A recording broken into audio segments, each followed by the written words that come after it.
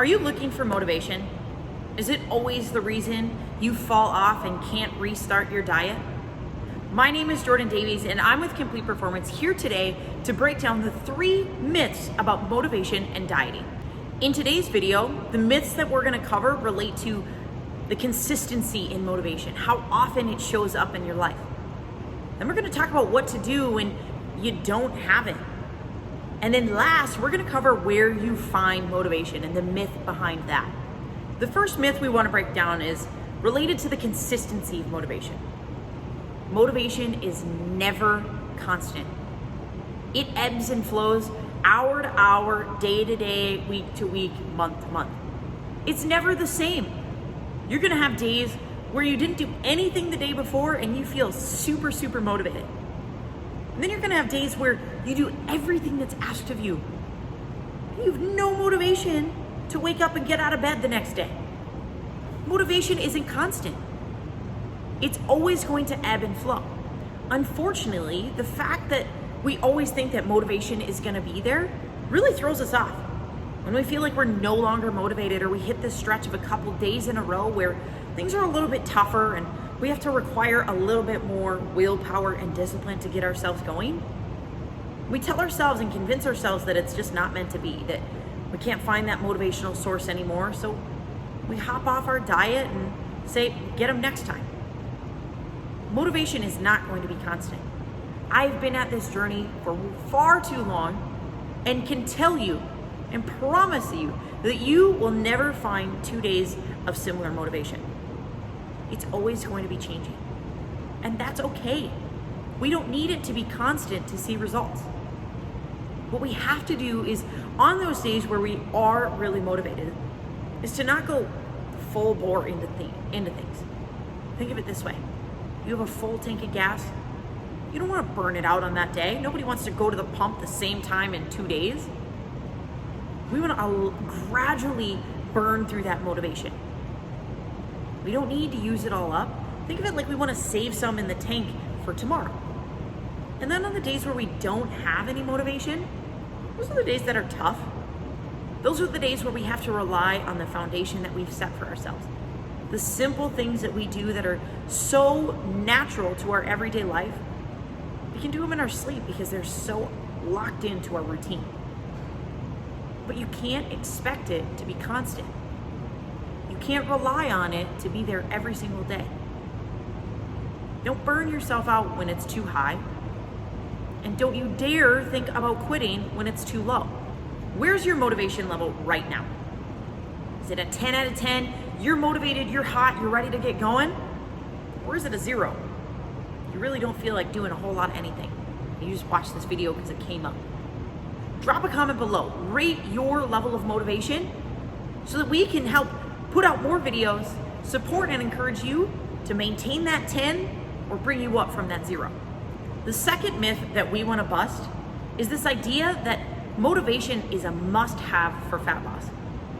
You don't need motivation to lose body fat. Heck, if you've been around the fat loss world long enough, you know that in all simplicity, it comes down to calories in, calories out.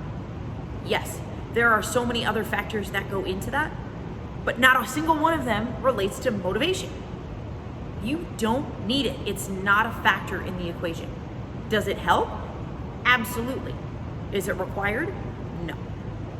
So what do we do when we don't have it? That's where I strongly encourage every single one of my clients to build their foundation. Think of it like a house. If you have a house with a weak foundation, one that's crumbling, you have to fix it or you're at risk for your entire house crumbling down on top of you. We need to repair that foundation. Those of us who come in looking to lose body fat, change our body composition, our foundation is crumbling.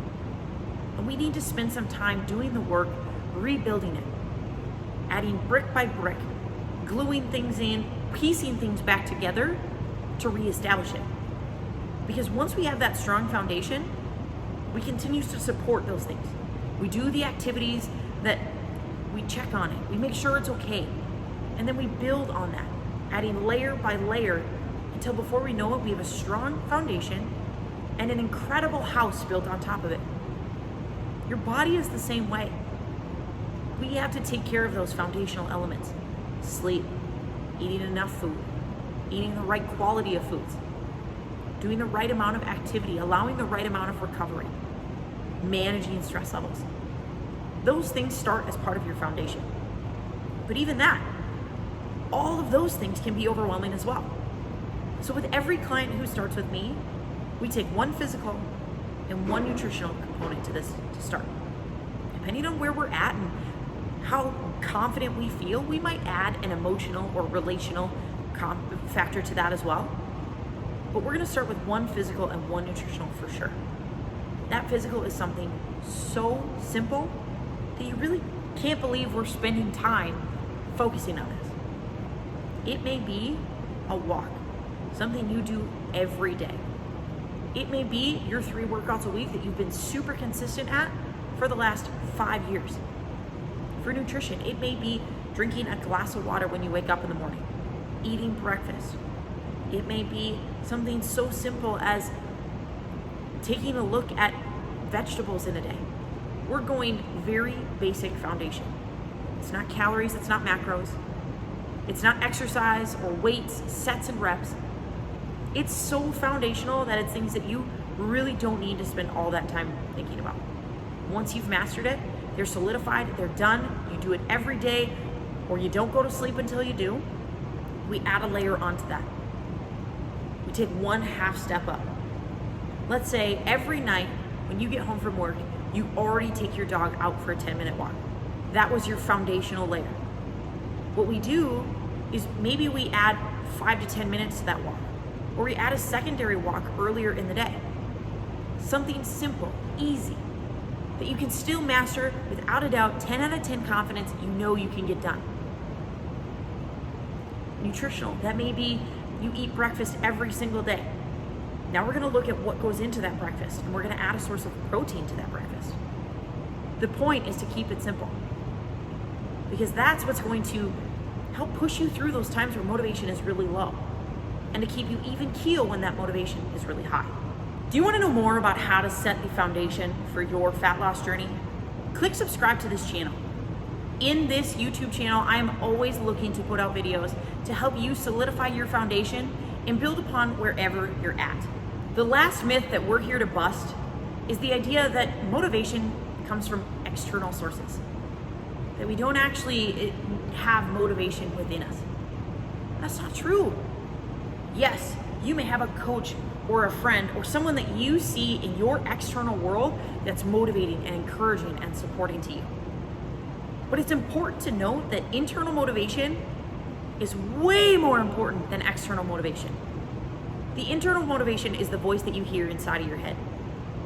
It's the thing that gets you up off the couch when you just want to get sucked right in and watch Netflix for the rest of the night.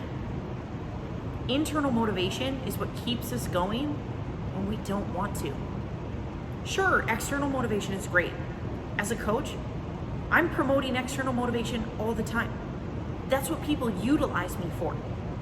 But we also look for ways of, why do you want to do this? What happens, or what does your life look like if you make these changes? My goal as an external motivator is to ask these questions that probe and dive into and pull out that internal motivation.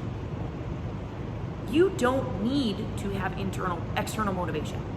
You need to have internal motivation. It's hard to find. And most likely, if you're somebody who's trying to lose weight for the 3rd, 4th, 5th time, whoever knows how long it is, you're probably so tuned out of your internal motivation that it really does require a strong, externally motivated presence to pull that out of you. It takes coaching and guidance to reframe that voice in your head to be an internal motivator instead of an internal sabotager. So think about what that voice inside of your head is saying. Think about what you can do to help pull yourself off of that couch instead of waiting for that hand to pull you out. Sometimes, no matter how motivated we are, we still really struggle with giving in to our cravings. I want to encourage you to click the link in the description below to grab your free copy of the Cravings cheat sheet. The Cravings cheat sheet was designed to help you beat your worst cravings, both in the short and long term, without relying on willpower or discipline to say no. Grab hold of that cravings cheat sheet, get your free invite to the Stress Eating Secrets group, and start beating those cravings for good.